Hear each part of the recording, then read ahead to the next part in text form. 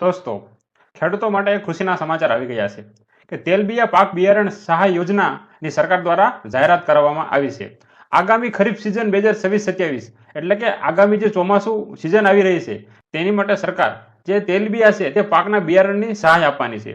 તો આ યોજનાનો મુખ્ય ઉદ્દેશ્ય શું છે, કયા કયા પાક માટે સહાય મળશે, કયા કયા જિલ્લાના ખેડૂતોને આ યોજનાનો લાભ મળશે, સહાયની મર્યાદા કેટલી છે, અરજી ક્યાં અને કેવી રીતે કરવી, કઈ તારીખ સુધીમાં અરજી કરવી, તે સંપૂર્ણ માહિતી આપણે આ વિડીયોમાં આજે મેળવીશું. તે પહેલા મિત્રો તમને જણાવી દઉં કે જો તમે સરકારી માહિતી કેન્દ્ર યુટ્યુબ ચેનલ કે ફેસબુક પેજ ઉપર નવા હોય તો ચેનલને સબસ્ક્રાઇબ કે ફોલો કરી લેજો. આ પેજ ઉપર તમને વિવિધ સરકારી ભરતી અને સરકારી યોજનાના માહિતીથી ભરપૂર વિડીયો મળશે અને તમે તેનાથી માહિતગાર થઈ શકશો. તો ચાલો મિત્રો વિડીયોને શરૂ કરીએ. મિત્રો, આ યોજનાનું મુખ્ય ઉદ્દેશ શું છે? પ્રમાણિત બિયારણની ઉપલબ્ધતા પૂરી પાડવી, એટલે કે ખેડૂતોને ઉચ્ચ ગુણવત્તાવાળું બીજ આપવા. ઘણીવાર ખેડૂતોને બીજમાં જે નુકસાન થાય છે, એટલે કે ખરાબ બીજ આવી જાય છે જેના લીધે પાકને નુકસાન થાય છે, તો તે ના થાય તે માટે સરકાર જ તમને બિયારણ આપશે. વાવેતર વિસ્તારમાં વધારો કરવો.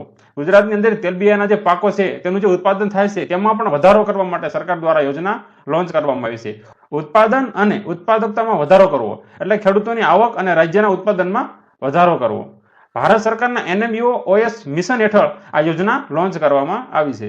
મિત્રો, કયા કયા પાક માટે આ સહાય મળશે? તો જે કુલ 4 મુખ્ય તેલબિયા છે, ગુજરાતના તે મુખ્ય તેલબિયા કહી શકાય તે મુખ્ય 4 છે અને તેની બિયારણની સહાય મળશે. તો એમાં એક છે મગફળી, તમને મગફળીનું બિયારણ મળશે, સોયાબીનનું બિયારણ મળશે, દિવેલા એટલે જેને આપણે એરંડા કહીએ છીએ તેનું બિયારણ મળશે અને તલનું બિયારણ વિના મૂલ્યે આપવામાં આવશે.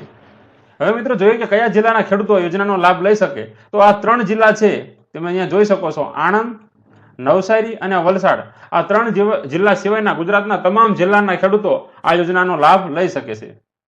મિત્રો, આ યોજનામાં સહાયની મર્યાદા શું છે, એટલે કે કોણ આની માટે હકદાર છે? તો એક ખેડૂત મહત્તમ 1 હેક્ટર માટે જ મળવાપાત્ર છે, એટલે કે ખેડૂત દીઠ વધુમાં વધુ 1 હેક્ટર સુધીની મર્યાદામાં જ સહાય મળવાપાત્ર થશે.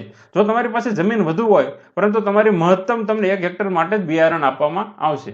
મિત્રો, અરજી ક્યાં અને કેવી રીતે કરવી તેની વાત કરીએ તો ઓનલાઈન અરજી જે ગુજરાત સરકારનું આઈ ખેડૂત પોર્ટલ છે, આઈ ખેડૂત 2.0, તેના પર તમારે ઓનલાઈન અરજી કરવાની રહેશે. અને અરજી કરવામાં કોઈ તમને તકલીફ હોય તો તમે માર્ગદર્શન મેળવવા માટે તમારા ગામના ગ્રામ સેવક અથવા વિસ્તરણ અધિકારીનો સંપર્ક કરી શકો છો. અને જો તેમ છતાં તમને કોઈ મૂંઝવણ થાય તો તમે મને કોમેન્ટ કરજો, હું તમને પણ કોમેન્ટમાં તમને જવાબ આપીશ. મિત્રો, અરજી કરવાનો સમયગાળો અને અરજી કરવાની તારીખની વાત કરીએ તો ફક્ત 10 દિવસ જ માટે આ પોર્ટલ ખુલ્લું મૂકવાનું છે. 8 મે 2026 થી 17 મે 2026 સુધીમાં તમારે અરજી કરવાની રહેશે. તેના પછી તમે અરજી કરી શકશો નહીં. માટે જે ખેડૂત મિત્રો અરજી કરવા માંગતા હોય તેમને 17 તારીખ પહેલા પોતાની અરજી કરી દેવી.